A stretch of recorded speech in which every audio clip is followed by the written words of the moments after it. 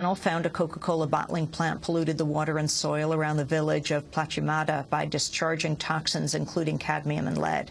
The plant was shut down in 2004 after local residents successfully won a campaign for its closure. Coca-Cola has denied responsibility for the environmental damage and says it rejects the panel's recommendation.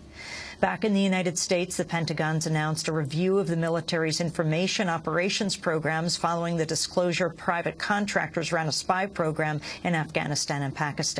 Earlier this month, the New York Times revealed senior Pentagon official Michael Furlong established an off-the-books spy operation with the help of private contractors to help track and kill suspected militants. The program was shut down last year. The Pentagon says it's probing whether there are any systemic problems within its $500 million information operations programs.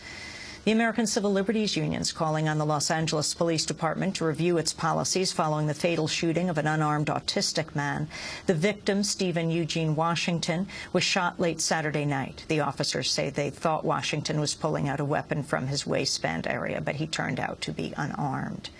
A federal judge has ruled a lesbian Mississippi high school student's constitutional rights were violated when she was barred from bringing her girlfriend to her prom.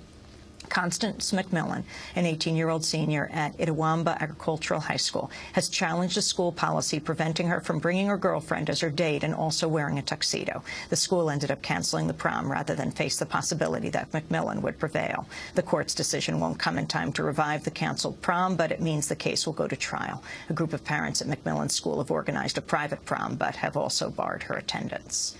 In media news, independent journalist and Democracy Now! Correspondent Jeremy Scahill has been named the recipient of the second annual Izzy Award for Special Achievement in Independent Media.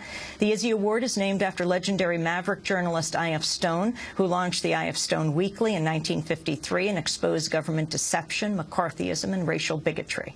In announcing the award, the Park Center for Independent Media at Ithaca College cited Jeremy for, quote, persistence, independence, and journalistic courage in exposing military contractor abuses and human rights abuses in Iraq and Afghanistan. Congratulations, Jeremy. And today marks the 30th anniversary of the assassination of the Salvadoran Catholic Archbishop Oscar Arnulfo Romero. Known as the voice of the voiceless, Romero was a prominent advocate for the poor and a leading critic of the U.S.-backed Salvadoran military regime. He was killed while delivering Mass at a hospital chapel, reportedly on the orders of the U.S.-backed death squad leader Roberto D'Aubuisson. Earlier this month, Romero was one of the historical figures deleted from Texas's social studies curriculum as part of the sweeping changes approved by the state's Republican-dominated Board of Education. The board voted to omit Romero from history lessons after deeming him to be, quote, insignificant. This year marks the first time the El Salvador government is commemorating Romero's murder. President Mauricio Funes is expected to issue a formal apology today on behalf of the Salvadoran government. And those are some of the headlines. This is